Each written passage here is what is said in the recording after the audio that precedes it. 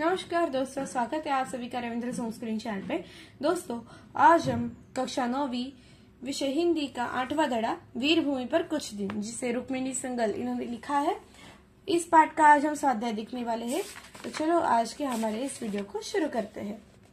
पहला है प्रश्न पाठ के आंगन में। पहला, सूचना के अनुसार कृतियां पूर्ण कीजिए। क संजा भारत के प्रसिद्ध दर्शनीय स्थल है और ख है चित्तौड़गढ़ में स्थित स्थान। तो भारत के प्रसिद्ध दर्शनीय स्थल है ताजमहल, कोणार्क का सूर्य मंदिर, चार मीनार, लाल किला। आगे चित्तौड़गढ़ में स्थित स्थान है गोमुखी कुंड, मीरा मंदिर, कालिका मंदिर और जैन मंदिर। आगे है दिए गए शब्दों के वर्णों का उपयोग करके 4-5 अर्थपूर्ण शब्द तैयार कीजिए। लौह पथगामिनी से हमें 4-5 शब्द अर्थपूर्ण शब्द तैयार करने हैं। लौह पथगामिनी, लौह आग की ज्वाला, लौह लोहा, गामिनी चलने वाली, पथ मार्ग रास्ता, गाथ यश कीर्ति, लौनी मक्खन और पगा माने पगड़ी। तीसरा प्रश्न है स्वयं पढ़े हुए यात्रा वर्णन। अब हमने जो कुछ यात्रा वर्णन पढ़े हुए हैं उनके नाम लिखने हैं।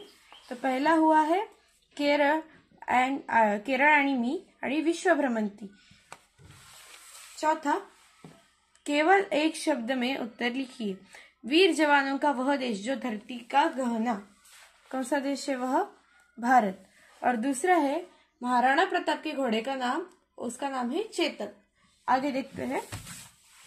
स्वमत अभिव्यक्ति। मैं पाठशाला जा रहा था। रास्ते में एक युवक अपनी मोटरसाइकिल आगे आड़ी टेढ़ी चलाते अपनी कलाबाजियां दिखाते हुए तथा जोर जोर से हॉर्न बजाकर लोगों को परेशान कर रहा था। उसे देखकर मेरे मन में विचार आए,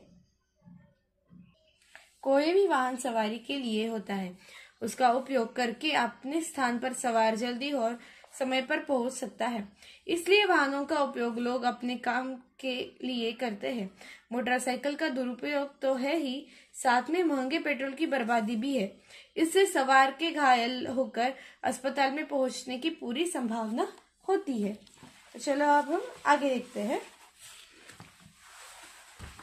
यहाँ पे है भाषा बिंदु। संधि पढ़िए और समझिए। पहला है अमरनाथ ने शास्त्रीय गायन सीखना शुरू किया।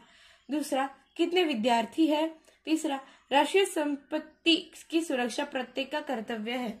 तो इस तरह से हमें संधि दिए गए हुए हैं यहाँ पे। तो जो है, अब देखिए यहाँ पे गे अधिक अन माने ए अधिक अ, विद्या अधिक अर्थी आ और अ। देखिए यहाँ पे विद्या आ, अर्थी अ, प्रति एक, प्रति ई, एक ए। मतलब यहाँ पे हमने स्वर की बेरीज की है, तो इसलिए स्वर संधि। उन्नति त उत त और नति का न। इस तरह से हमें यहाँ पे व्यंजन संधि है। और इधर देखिए निकपट और विसर्ग का श, नि अधिक भय, विसर्ग लगाया हुआ है यहाँ पे, इसलिए का र। तो इसे कहते हैं विसर्ग संधि। तो ये है संधि के भेद। संधि में दो ध्वनियां निकट आने पर आपस में मिल जाती है और एक नया रूप धारण कर लेती है। उपरोक्त उदाहरण में पहला है मैं गे प्लस अन, विद्या अधिक अर्थी, प्रति अधिक एक शब्दों में दो स्वरों का मेल से परिवर्तन हुआ है, अतः यहाँ स्वर संधि हुई। उदाहरण 2 में उति नति, वाक्य अधिक मय, सत अधिक भावना शब्दों के व्यंजन ध्वनि के निकट स्वर या व्यंजन आने से व्यंजन में परिवर्तन हुआ है, यह अतः यह व्यंजन संधि हुई है।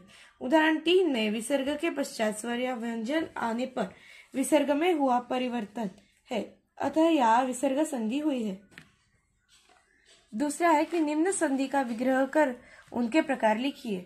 पहला है थोड़ी ही देर में होटल के स्वागत से आसीन थे। दूसरा है हमारी मंजिल थी सूर्यास्त केंद्र बिंदु। तीसरा, सब कुछ इतना सुंदर सजीव और मनोहर था। चौथा, रेखांकित प्रत्येक लोकोक्ति को उदाहरण लिखो।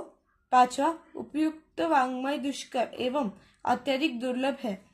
और छठा है कि भारतीय कलाकारों का सम्मान तथा उन्हें नमन करने का मन करता है। अब यहाँ पे हमें जो संधि दिए हुए हैं उनके विग्रह करने के बाद उनके प्रकार भी लिखने हैं।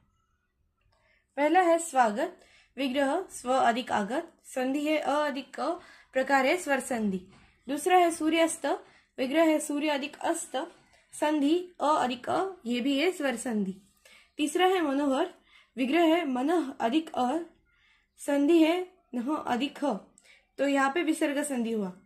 रेखांकित, रेख अधिक अंकित, अ अधिक अ, स्वर संधि। सोदाहरण, सुदाहरण का विग्रह होता है स अधिक उदाहरण, संधि है अ अधिक उ, और उसका भी प्रकार स्वर संधि है। आगे देखते हैं वाङ्मय, उसका विग्रह है वाक अधिक मय, संधि कौन सी होती है क अधिक म, और ये है प्रकार व्यंजन संधि।